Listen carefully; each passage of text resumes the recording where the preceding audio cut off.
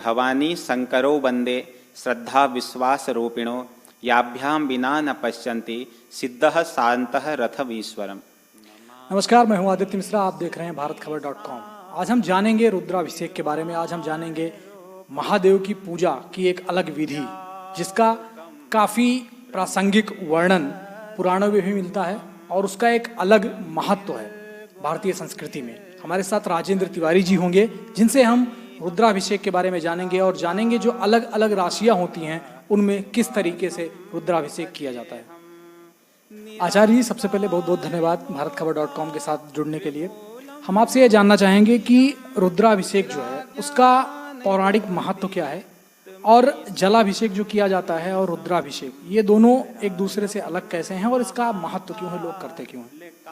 ध्येयं सदा परिभवग्नमभीष्टदोहं तीर्थास्पदं शिवविरिञ्चनुतं शरण्यं भृत्यारितिहं प्रणतपालभवाग्नपोतं वन्दे महापुरुषते चरणारविन्दम् वंशी विभूषितकरान् नवनीतदाभात् पीताम्बरादरुणबिम्बफलाधरोष्ठात् पूर्णेन्दुसुन्दरमुखात् अरविन्दनेत्रात् कृष्णात् परं किमपि तत्त्वमहं न जाने।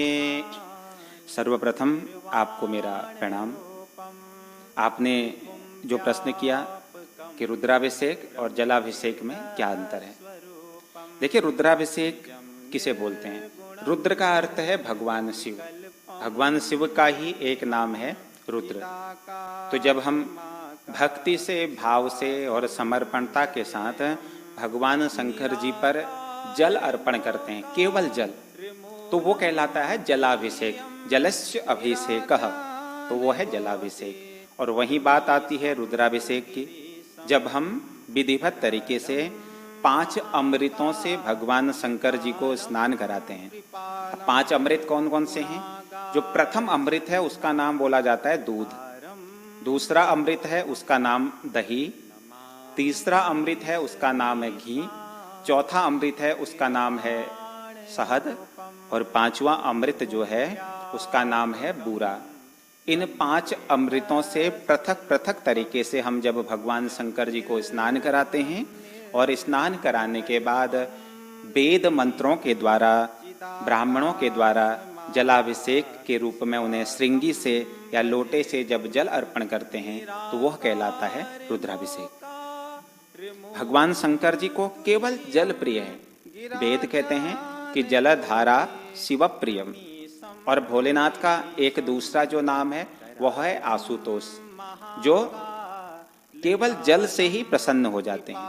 तो जलाभिषेक और रुद्राभिषेक का महत्व इसीलिए है कि भगवान शंकर जो इस संसार को, जो एक प्रत्यक्ष रूप में इस संसार पर जो विराजमान रहते हैं प्रत्येक लिंग में, और जब हम भाव से, भक्ति से और समर्पणता के साथ उन पर जलाभिषेक या रुद्राभिषेक करते हैं, तो हमारी प्रत्येक मनोकामनाएं पूर्ण होती हैं। आचार्य जी, आगे अब हम आपसे जानेंगे कि अलग अलग जो राशियां होती हैं उनका जो रुद्राभिषेक होता है किस तरीके से होता है, किन मंत्रों का हम मंत्रोच्चार करते हैं और किस तरीके से वो पूरी पूजा पाठ जो है संपन्न होती है। श्री सीतानाथ समारंभाम श्री रामानंदार्य पद्यमाम अस्मदाचार्य पर्यंताम वंदे गुरु परंपराम। देखिए, हमारी 12 राशियां हैं, मेष से लेकर के मीन तक ये 12 राशियां हैं, और प्रत्येक राशि के जातकों को अलग अलग तरीके से भगवान का रुद्राभिषेक करना चाहिए। तो हमारी मेष राशि के जो स्वामी हैं वो हैं मंगल। तो मेष राशि के जातक भगवान का रुद्राभिषेक कैसे करेंगे?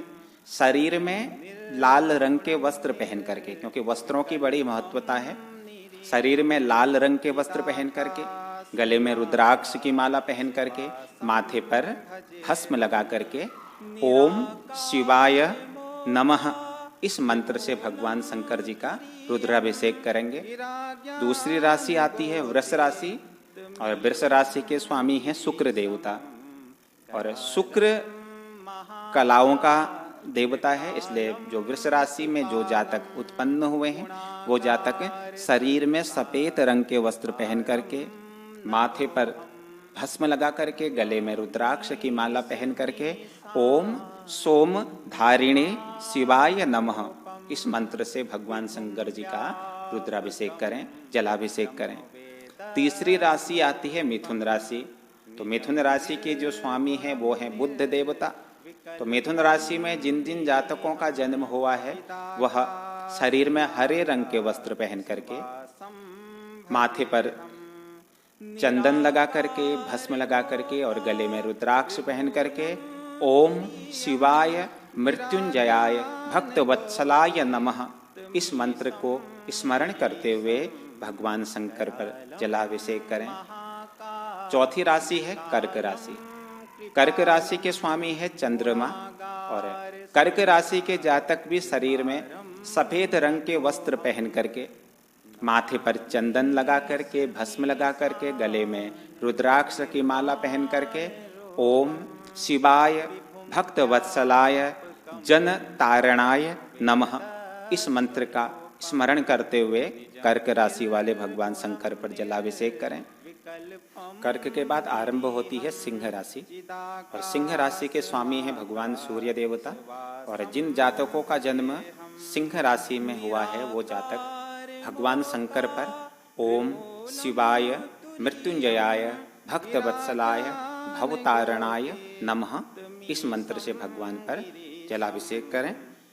तत्पश्चात कन्या राशि प्रारंभ होती है। कन्या राशि के स्वामी हैं बुध देवता, जो बुद्धि के देवता हैं। तो कन्या राशि के जातक शरीर में हरे रंग के वस्त्र पहन करके, लोटे में जल लेकर के ओम भवानी शंकराय महारुद्राय भक्तवत्सलाय नमः इस मंत्र से जलाभिषेक करें। तत्पश्चात तुला राशि प्रारंभ होती है। तुला राशि के स्वामी हैं भगवान शुक्र देवता, जो कला कल्पनाओं के देवता हैं। तो तुला राशि वाले भी शरीर में श्वेत वस्त्र पहन करके, सफेद वस्त्र पहन करके, माथे पर चंदन भस्म लगा करके, गले में रुद्राक्ष की माला पहन करके ओम देव देवाय महादेवाय भक्तवत्सलाय त्रिपुरांतकाय नमः इस मंत्र से वह भगवान पर जलाभिषेक करें। तत्पश्चात वृश्चिक राशि प्रारंभ होती है, और वृश्चिक राशि के स्वामी भगवान मंगल देवता हैं। तो वृश्चिक राशि के जातक माथे पर चंदन आदि लगा करके, गले पे रुद्राक्ष की माला धारण करके भगवान शंकर पर ओम त्रिपुरांतकाय महादेवाय भक्तवत्सलाय नमः इस मंत्र से भगवान शंकर पर जलाभिषेक करें। तत्पश्चात वृश्चिक के बाद धनु राशि प्रारंभ होती है। इसके स्वामी हैं बृहस्पति, जो विद्या बुद्धि ज्ञान के अधिष्ठात्र देव हैं। तो जिनका जन्म धनु राशि में हुआ है, तो धनु राशि के जातक शरीर पे पीले रंग के वस्त्र धारण करके, लोटे में जल लेकर के ओम आशुतोषाय शिवाय नमः इस मंत्र से भगवान पर जलाभिषेक करेंगे। तो अब राशि आती है मकर राशि। मकर राशि के स्वामी हैं भगवान शनि देवता। इनका वर्ण है कृष्ण वर्ण, इसलिए हमने इसमें या तो पीले वस्त्र पहनने चाहिए और या हमने सफ़ेद वस्त्र पहनने चाहिए। इन वस्त्रों को शरीर, दो रंग के वस्त्रों को शरीर में धारण करके हम एक लोटे में जल और थोड़े से तिल लेकर के मकर राशि वाले ओम शिवाय नमः इस मंत्र को बोलते हुए हम भगवान शंकर जी पर जलाभिषेक करते हैं।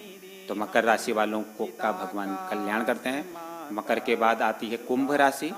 कुंभ राशि के स्वामी भी भगवान शनिदेव ही हैं। तो कुंभ राशि के जातक भी शरीर में पीले या सफ़ेद रंग के वस्त्र पहन करके, एक लोटे में जल लेकर के, माथे पे चंदन भस्म लगा करके, गले में रुद्राक्ष पहन करके ओम मृत्युंजयाय शिवाय नमः बोलते हुए भगवान पर जलाभिषेक करें।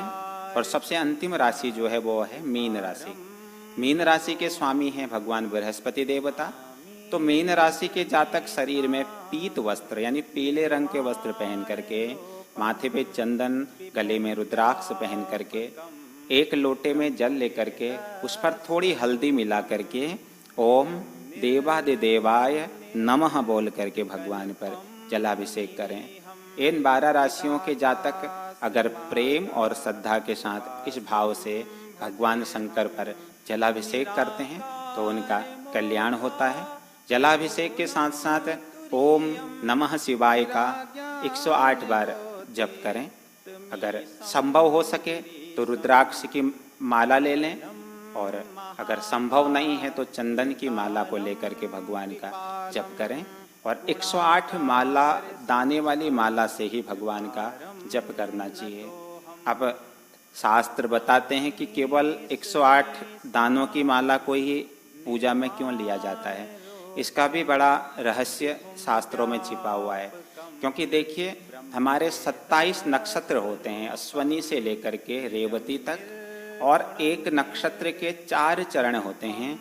इसलिए अगर 27 को 4 से गुणा किया जाए तो 27 चक्को 108।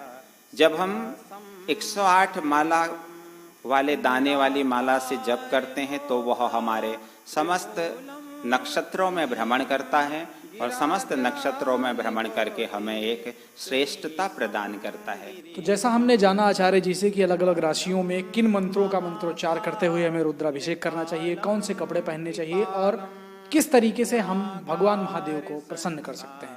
आखिर में आपसे हम कोई एक मंत्र भी सुनेंगे। आपसे चाहेंगे आखिर में कुछ आप आशीर्वाद दीजिए हमें। नमामि स्मीशान निर्वाण रूपम विभुं व्यापकं ब्रह्मवेद स्वरूपं निजं निर्गुणं निर्विकल्पं निरीहं चिदाकाशमाकाशवासं भजेऽहं निराकारमोकारमूलं तुरीयं गिराज्ञानगोतीतमीशं गिरीशं करालं महाकालकालं कृपालं गुणागार संसार पारम नतोहम।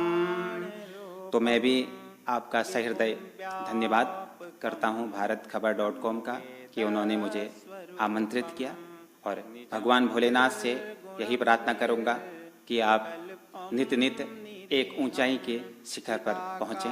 जय माता दी।